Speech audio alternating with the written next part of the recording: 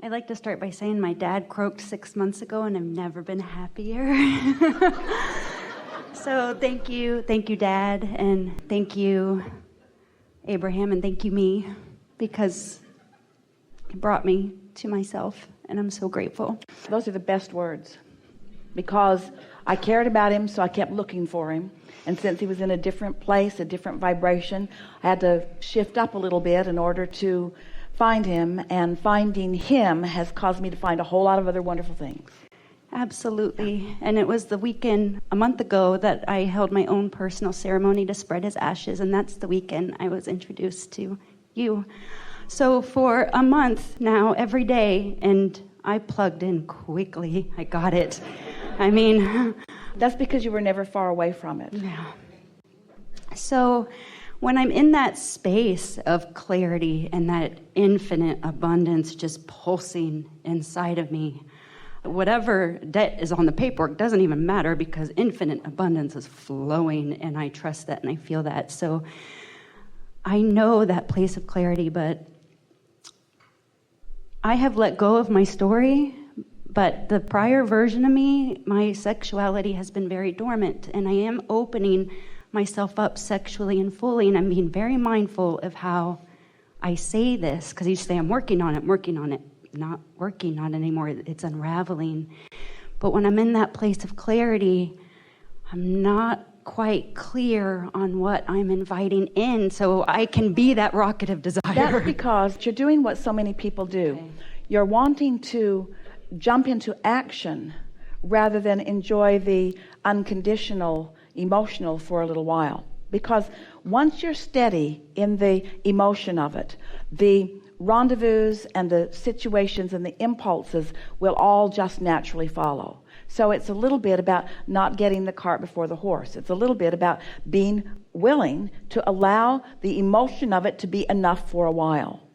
Not needing the condition to support the emotion, but allowing the emotion to create the condition. Yeah, I get that in every other area. I'm not quite sure what feeling I'm inviting in, because I almost need that thing to get to feel that. I mean, but that's not true. Yeah, that's not true, but we understand why you think that, but that's not true. Yeah. And so maybe in the subject of sexuality, above all others, the idea of fantasy is easier for you to accept. But the thing about fantasy, this is the thing that's interesting. If we were to say to you, well, don't just jump into action. Don't just go where you can try to meet as many people as you can and say, let's see about you, no, not you. Let's see about you, no, not you. Let's see about you, no, not you. And so then we say it's better to fantasize. Well, we're not even wanting you to fantasize the reality in order to conjure the emotion. We're asking you to stay off the subject of sexuality and discover the emotion of alignment. There are many people that find themselves moved sexually during meditation, even though sexual intertwining is not what's on their mind, but it is what's in their vortex. And so when they get in that receiving mode, then those impulses begin to flow. You follow that? Yeah, so that space I'm already plugging into, I've already found that. So just flow inside that space more. Just enjoy being in that space and no longer need a condition to then present itself as a result. This is the thing that we said earlier, and we want to say it again, because this is sort of the unfolding of deliberate creation with a lot of people. You create your own reality. Oh, yay, I create my own reality. And then a little while later, egads, I create my own reality. And then the next step is you get what you think about. Oh, good, I get what I think about. Egads, I get what I think about. And then it's cancel.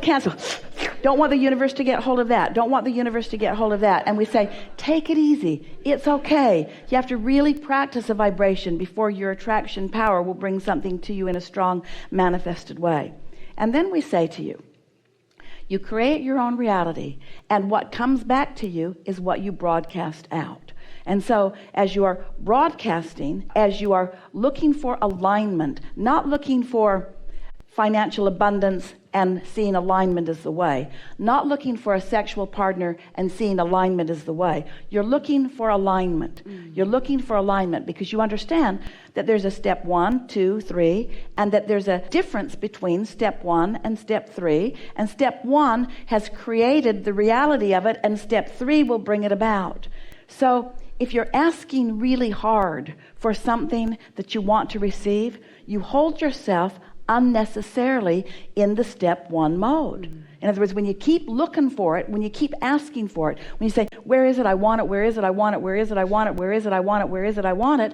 You can't hear, here it is, here it is, here it is, here it is. So that's why we're talking about recognizing the difference between the asking and the receiving, and then realizing that what you're reaching for is an emotion that, if for a little while, if you could just make the reality that you want disassociated with the emotion of clarity and alignment. We're talking to all of you about anything that's high on your list of priorities.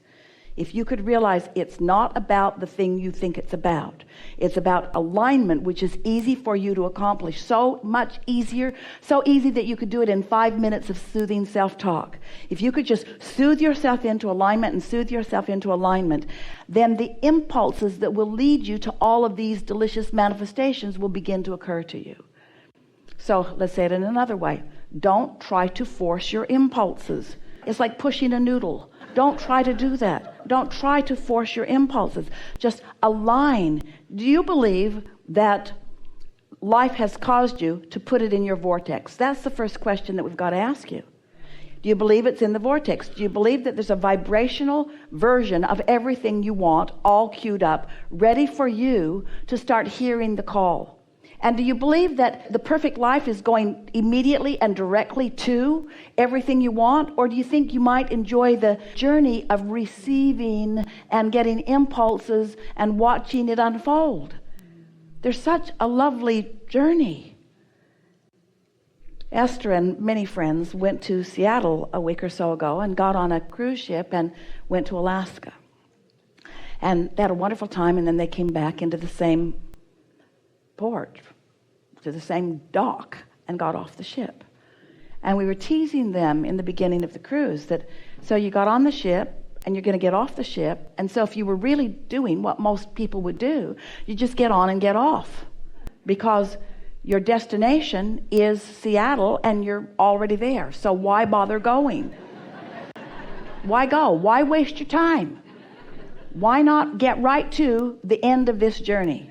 So you get on, go to your cabin, don't unpack, then just go get off, because that's efficient living. And of course, it's silly because no one came to the end of their journey. That's not what their goal was. Their goal was the fun along the way. So often you make the manifestation so important that you miss the fun of desiring something that you're not quite ready for. That's fun. You miss the fun of the freshness of something new moving within you. You miss the fun of being out of alignment and getting in, and out of alignment and getting in. You miss the fun of mastering your emotions, of mastering your alignment. You miss the fun of that. But if you enjoy the fun of it, if you enjoy a new question to which you don't know an answer, and then you enjoy watching how cleverly the universe can line you up for an answer to come in a way that you didn't even know you were looking, and you realize that there are answers everywhere that are perfectly contoured to your receptiveness, to your readiness, then you don't work so hard at trying to make things happen. And that's kind of what happens in the beginning, is that it felt like this rubber band that you pull back, and then you hear about Abraham and you do a little bit of meditating. It's like you let go of the rubber band and a whole bunch of stuff comes in. And then you say, well, don't I need to pull the rubber band back again? And we say everyday life is doing that for you. It's way more fun to go than to go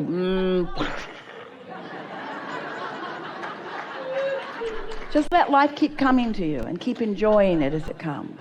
Take pleasure in your thought, and then watch what follows from that. Enough? Thank you. Yeah.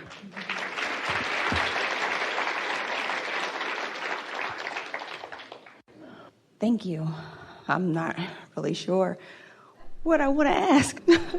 I've been listening to you for about a year. I started The Secrets in 2006. Money is really not an issue. I guess right now I put a lot of things in the vortex, and in the last 3 years they've all manifested. So now I'm like, what else do I put into the vortex? Well, every day you're putting more in, more clarification guess, about what you want. Admit that. You know that. Well, I guess because, like, my biggest goal was I wanted to go to Paris, and I went last month for, like, 2 weeks in Paris. All right, well, then you're done. Life's over for you. But what I want to know is how do... Your list was only that long. No. What I want to know is... My list is big, and I've accomplished a lot of things that I wanted to accomplish, but... Now it feels like it's slowed down, like, I guess, because the bigger things... Well, this is not an uncommon thing. Okay, because that's what happens is, without even knowing that you're sifting and launching rockets, you've created a very viable, attracting vortex. You're unaware of it, but there it is, and it's been calling you. Then you get hold of some ideas that you innately know. It's a very common thing that you say to Esther, is that it's like I knew this all along. Once I heard it, I recognized it, I knew it. So you come into more consistent alignment, and then the vortex just sort of yields itself into your manifestations, into your actualizations, into your materializations. All along, you are adding more to them. And that's what we're really talking about as we're talking about step 4 and step 5, is that you never get it done. But when you've wanted something for a long time and wanted it for a long time and wanted it for a long time, those are the things that when you get into the receptive mode, start flowing into your experience. And so as you begin scripting, as you begin telling the story the way you want it to be, more things that you want will begin flowing into your experience. And you begin to notice that it's not just the big things that are the satisfaction of life. It's the rendezvous on the little things. It's the setup that the universe gives to you, and then the punchline that comes in such a powerful, often unexpected, in the moment way. Life really isn't about this big, long list of big things that then you receive. You ought to be able to get everything that you want, and the list should be getting bigger and bigger and bigger every day. But it's the subtle nuances of mastery of life that is really what you're reaching for. And we want all of it. We want all that you all want. We want it all for you. In other words, we're not trying to talk you into thinking smaller. We're not trying to talk you into thinking unconditionally. Here's the powerful statement that we mean and want to find a way of saying so that you can feel it completely. If this time-space reality has the wherewithal to inspire within you a desire, it has the wherewithal to deliver the goods to you in great, satisfying detail. And so every day that you live, you're just getting more and more and more and more and more, more and more and more and more and more clarity about what you want on every subject in the world. Every relationship is becoming better. Every environment is becoming better. Every moment in time is becoming better. Every sunset you rendezvous is becoming more beautiful. Everywhere you go, it is becoming a moment that is more prepared for you. Every interaction with every person, no matter how many thousands of them there are in a day, is becoming better. You have the energy that creates worlds pouring through you, and you want to direct it. But some of you, in fact, quite a few of you, are too practiced in your humility to think that it really is all just for you. So you take these tiny little nibbles. I think that's all I should be allowed. And we say, oh, there's no end to what is meant for you to receive. Increase your capacity to believe in your worthiness and in your capacity to receive. And watch, it is not dwindling. It is so big. And you're being called and called and called and called and called and called. Oh, and answering that calling, oh, it is so good. Hearing the call and listening for it and then moving toward it. New clarity coming every step of the way or every bit of the flight.